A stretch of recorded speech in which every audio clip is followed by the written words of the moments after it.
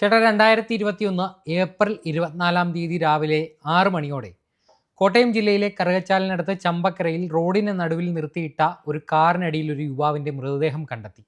Police പ്രാഥമിക പരിശോധനയിൽ ഇതൊരു സ്വാഭാവികമായിട്ടുള്ള മരണമാണ്, കാറിൻ്റെ തകരാറ് പരിഹരിക്കുന്നതിനായി കാറിനടിയിലേക്ക് ഇറങ്ങുന്ന വേളയിൽ കാർ ഞെരങ്ങി മരണപ്പെട്ടു എന്നൊരു വിലയിരുത്തലായിരുന്നു ആദ്യം ഉണ്ടായിരുന്നത്. പിന്നീട് പോലീസ് പോസ്റ്റ്മോർട്ടം ചെയ്യുന്നതിനിടെ ഫോറൻസിക് സർജൻ പറയുന്നു അത് ശക്തമായ ഒരു പ്രഹരം ഇയാളുടെ തലയ്ക്കേറ്റിട്ടുണ്ട്, തലയോട്ടിക്കുള്ള ക്ഷതം ആണ് ഇയാളുടെ മരണകാരണമെന്ന്.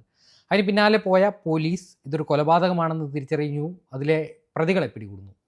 ഇത് നമ്മൾ പറയുന്നത് ചമ്പക്കര രാഹുൽ വധക്കേസാണ്. ഇത് 2021 ഏപ്രിൽ മാസം 24 ശനിയാഴ്ച രാവിലെ ചമ്പക്കരയിൽ നിന്നും കൊച്ചികണ്ടം പോകുന്ന പ്രദേശത്തെ ഇടറോഡിൽ ഒരു മാരുതി കാർ കിടക്കുകയാണ് പുലർച്ചെ. ആ മാരുതി കാർ ശ്രദ്ധയിൽപ്പെടുന്ന പത്ര വിതരണക്കാരനായ ഒരു ചെറുപ്പക്കാരൻ അയാളുടെ ഇരുചക്ര വാഹനം നിർത്തുകയും ഈ വാഹനം പരിശോധിക്കുന്നതിനിടയിൽ ഈ വാഹനത്തിന് അടിയിൽ കമിഴ്ന്നു കിടക്കുന്ന ഒരു മൃതശരീരം കാണുകയും ചെയ്യുന്നു. തുടർന്നാണ് ഇയാൾ ഈ വിവരം നാട്ടുകാരെ അറിയിക്കുന്നത്. നാട്ടുകാരെത്തുന്നു. പിന്നാലെ കറുകച്ചാൽ പോലീസ് എത്തുന്നു. അന്നത്തെ SHO എസ് ജയകൃഷ്ണൻ അടക്കമുള്ളവർ സ്ഥലത്തെത്തുന്നു. പോലീസിൻ്റെയും നാട്ടുകാരുടെയും എല്ലാവരുടെയും പ്രാഥമികമായിട്ടുള്ള ഒരു കണ്ടെത്തൽ, ഒരു ചിന്ത, കാർ ഞെരുങ്ങി, മാരുതി കാറാണ്, ചെറിയ മാരുതിയാണ്. അപ്പോൾ സ്വാഭാവികമായിട്ടും ഒരാൾ ഇതിൻ്റെ അടിയിൽ പോയപ്പോൾ ഏതെങ്കിലും കാരണവശാൽ ഈ ബോഡി ഇതിലേക്ക് അമരുകയും ആ രീതിയിൽ മരണം സംഭവിച്ചതായിരിക്കുമോ എന്നതായിരുന്നു സംശയം. തൊട്ടടുത്ത് ഏതാണ്ട് 1 കിലോമീറ്റർ അകലെയുള്ള രാഹുൽ രാജ് എന്ന് പറയുന്ന ചെറുപ്പക്കാരൻ്റേതാണ് ഈ മൃതശരീരം. ഇയാൾ ചമ്പക്കരയിലെ ഒരു ബസ് ഡ്രൈവറാണ്. ഇയാളാണ് മരണപ്പെട്ട് കിടക്കുന്നത്. അങ്ങനെ പോലീസ് ആ ഒരു അനുമാനത്തിൽ ഈ ബോഡി നേരെ കോട്ടയം മെഡിക്കൽ കോളേജ് ആശുപത്രിയിൽ പോസ്റ്റ്മോർട്ടത്തിനായി അയച്ചു. പോസ്റ്റ്മോർട്ടത്തിനായി അയച്ച സമയത്ത് തന്നെ ഭാര്യ ശ്രീവിദ്യ, ഈ രാഹുലിൻ്റെ ഭാര്യ ശ്രീവിദ്യ പോലീസിനോട്, അന്നത്തെ SHO ആയിട്ടുള്ള ജയകൃഷ്ണനോട് ഒരു ഇൻഫർമേഷൻ അവർ കൈമാറി. അതൊരു കോൾ റെക്കോർഡിംഗ് ആയിരുന്നു. അതായത് രാത്രി 10:20 ഭാര്യ 23 വെള്ളിയാഴ്ച രാത്രി 10:20 ശ്രീവിദ്യ എന്ന് പറയുന്ന ഭാര്യ രാഹുൽ രാജിനെ ഫോണിൽ വിളിച്ചു. ഈ സമയത്ത് അവിടെ ഒരു ബഹളത്തിൻ്റെ, ഫോൺ അറ്റൻഡ് ചെയ്തെങ്കിലും രാഹുൽ സംസാരിച്ചില്ല. അവിടെ ഒരു ബഹളം കേട്ടു. ആ ബഹളത്തിൽ രാഹുൽ ആരോടോ വഴക്കുണ്ടാക്കിയാണ്. അവരെ രാഹുൽ അസഭ്യം പറയുകയും ചെയ്യുന്നുണ്ട്. ഇതാണ് കോൾ റെക്കോർഡിങ്ങിൽ ഉള്ള ഒരു കാര്യം. രാഹുൽ അസഭ്യം പറഞ്ഞുകൊണ്ടിരിക്കുകയാണ്. ഈ കോൾ റെക്കോർഡിംഗ് പോലീസിന് കൈമാറി. അപ്പോൾ മുതൽ പോലീസിന് സംശയമായി, ഇത് എങ്ങനെയാണ്, ഇതെന്താണ് ഈ സംഭവം, പിന്നെ എങ്ങനെ ഈ രാഹുൽ, അവിടെ വഴക്കുണ്ടാക്കിയ രാഹുൽ പിന്നെ എങ്ങനെ ഇവിടെ എത്തി? ആ സമയത്തെ രാഹുലിൻ്റെ ടവർ ലൊക്കേഷൻ ചമ്പക്കര സ്റ്റാൻഡിൻ്റെ അവിടെയാണ്. ചമ്പക്കര തൈപ്പറമ്പ് കവലയ്ക്ക് സമീപമാണ് ഈ ഗ്യാരേജ് ഉള്ളത്. തൈപ്പറമ്പ് കവലയുടെ അരികിലാണ് ഈ ബസ് ഗ്യാരേജ് ഉള്ളത്. തൈപ്പറമ്പ് കവലയിലാണ് ടവർ ലൊക്കേഷൻ കാണിക്കുന്നത്. അങ്ങനെ പോലീസ് ആ സമയത്ത് രാഹുൽ ആരുടെ കൂടെ ആയിരുന്നു എന്ന് അന്വേഷിച്ചപ്പോൾ വിഷ്ണുവും സുനീഷും, ഇവർ രണ്ടുപേരുമാണ് രാഹുലിനോടൊപ്പം അവിടെ ഉണ്ടായിരുന്നത്. വിഷ്ണുവിനെയും സുനീഷിനെയും വിളിച്ച് ചോദിച്ചപ്പോൾ ഈ തൈപ്പറമ്പ് കവലയ്ക്ക് സമീപമുള്ള ബസ് ഗ്യാരേജിൽ ഇവർ ഉണ്ടായിരുന്നു, രാഹുൽ അവിടെ ഉണ്ടായിരുന്നു, സന്തോഷത്തോടെയാണ് തങ്ങൾ പിരിഞ്ഞത് എന്ന് പറഞ്ഞു. ഇവർ എല്ലാവരും കൂടി രഞ്ജു എന്ന് പറയുന്നത്, അതായത് നെടുംകുന്നത്ത് ഒരു വിവാഹ സൽക്കാര പാർട്ടി ഉണ്ടായിരുന്നു. നെടുംകുന്നത്ത് രഞ്ജു എന്ന് പറയുന്ന ആളുടെ വിവാഹ പാർട്ടിയായിരുന്നു അന്ന്. ആ പാർട്ടിയിൽ പങ്കെടുത്ത ശേഷമാണ് ഇവർ അവിടെ വന്നതെന്നും സന്തോഷത്തോടെ തങ്ങൾ രണ്ടു വഴിക്കായി പിരിഞ്ഞു. ഇരുചക്ര വാഹനത്തിൽ ഞങ്ങൾ പോവുകയും രാഹുലിന്റെ കാർ അവിടെ ഒതുക്കിയിട്ടിരിക്കുകയായിരുന്നു. ആ കാർ എടുത്ത് രാഹുൽ പോവുകയും ചെയ്തു. ഈ ഗ്യാരേജ് എന്ന് പറയുന്ന അവിടെ ഒരു മഞ്ഞ കെട്ടിടമുണ്ട്.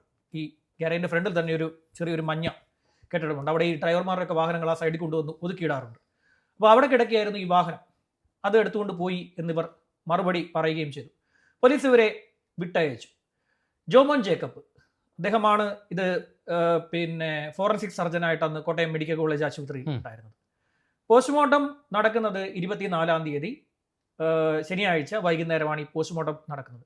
പോസ്റ്റ്മോർട്ടത്തിന് പിന്നാലെ ജോമോൻ ജേക്കബ് എന്ന് പറയുന്ന ഫോറൻസിക് സർജൻ ഈ പറയുന്ന ജയകൃഷ്ണനെ വിളിച്ചു വരുത്തി, SHOയെ വിളിച്ചു വരുത്തിയ ശേഷം അദ്ദേഹം പറഞ്ഞു, ഇദ്ദേഹത്തിൻ്റെ തലയോട്ടി പൊട്ടി, ശക്തമായ അടിയിൽ തലയോട്ടിക്ക് പൊട്ടലേറ്റിട്ടുണ്ട്. ഒപ്പം ഇദ്ദേഹത്തിൻ്റെ ഈ നെഞ്ചിൽ വാരിയെല്ലിൻ്റെ ഭാഗം ഒടിഞ്ഞിട്ടുണ്ട്. നെഞ്ചിൽ നിന്നും വാരിയെല്ലിൻ്റെ ഭാഗത്തേക്കുള്ള വാരിയെല്ല് ഒടിഞ്ഞിട്ടുണ്ട്. ശ്വാസകോശത്തിൽ രക്തം കയറിയിരിക്കുന്നു. ഇത്തരം കാര്യങ്ങൾ പറഞ്ഞുകൊണ്ട് അദ്ദേഹം പറഞ്ഞൊരു കാര്യം, ഇത് ഒരു കാരണവശാലും കാർ അമർന്നുകൊണ്ടുള്ള മരണമല്ല, ഇതൊരു കൊലപാതകത്തിലേക്കാണ് വിരൽ ചൂണ്ടുന്നത് എന്ന് ഈ ജോമോൻ ജേക്കബ് എന്ന് പറയുന്ന ഫോറൻസിക് സർജൻ SHOയ്ക്ക് പറഞ്ഞു കൊടുത്തു.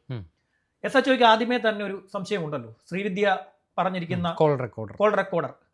തുടർന്ന് പോലീസ് ഈ കോൾ റെക്കോർഡിൽ വളരെ വിശദമായിട്ട്, വളരെ ചെറിയ ശബ്ദമാണ്, പോലീസ് ഇത് വളരെ ക്ലിയറായി കേട്ടു നോക്കാൻ ശ്രമിച്ചപ്പോൾ പോലീസ് സുനീഷ് എന്ന് പറയുന്ന ആളെയാണ് ഈ രാഹുൽ അതിൽ തെറി പറയുന്നത്. അത് ചെറിയ സൗണ്ടിൽ ഇത് കേൾക്കാൻ, അതായത് വളരെ ചെറിയ സൗണ്ടാണ്, അതൊരു ഇയർഫോൺ വെച്ചാൽ പോലും വ്യക്തമായി ചെയ്യാൻ പറ്റാത്തത് ആംപ്ലിഫൈ ചെയ്ത് ഇത് പോലീസ് കേട്ടു നോക്കി. അപ്പോൾ ഇതിൽ സുനീഷിനെയാണ് രാഹുൽ അസഭ്യം പറഞ്ഞുകൊണ്ടേയിരിക്കുന്നത്. അന്ന് രാത്രി തന്നെ സുനീഷിനെയും ഈ പറയുന്ന വിഷ്ണുവിനെയും പോലീസ് വിളിച്ചു വരുത്തി. രാഹുലിൻ്റെ ഈ സമയത്ത് തന്നെ രാഹുലിൻ്റെ സംസ്കാര ചടങ്ങിൽ ഇവർ പങ്കെടുത്ത് ഇവരെ ഇറങ്ങിയതിന് പിന്നാലെ പോലീസ് ഇവരെ കസ്റ്റഡിയിലെടുത്ത് S. ജയകൃഷ്ണൻ ഇവരെ ചോദ്യം ചെയ്തപ്പോൾ ആദ്യം തന്നെ കിട്ടിയ ഒരു പോയിന്റ് എന്ന് പറയുന്നത് ഇവർ പിരിഞ്ഞ സമയം സംബന്ധിച്ച്, അതായത് മാറ്റിയിരുത്തിയുള്ള ചോദ്യം ചെയ്യലാണ്. ഞാൻ പല കേസിലും പറഞ്ഞിട്ടുണ്ട്, ഒരു ക്രൈമിൽ 2 പേർ ഉൾപ്പെട്ട് കഴിഞ്ഞാൽ 2 പേരുടെയും മൊഴി 2 രീതിയിലായിരിക്കും, അത് പോലീസ് പിടിക്കുകയും ചെയ്യും. ഇവർ പിരിഞ്ഞു എന്ന് പറയുന്ന സമയം അത് 2 പേരുടെയും 2 രീതിയിലാണ്.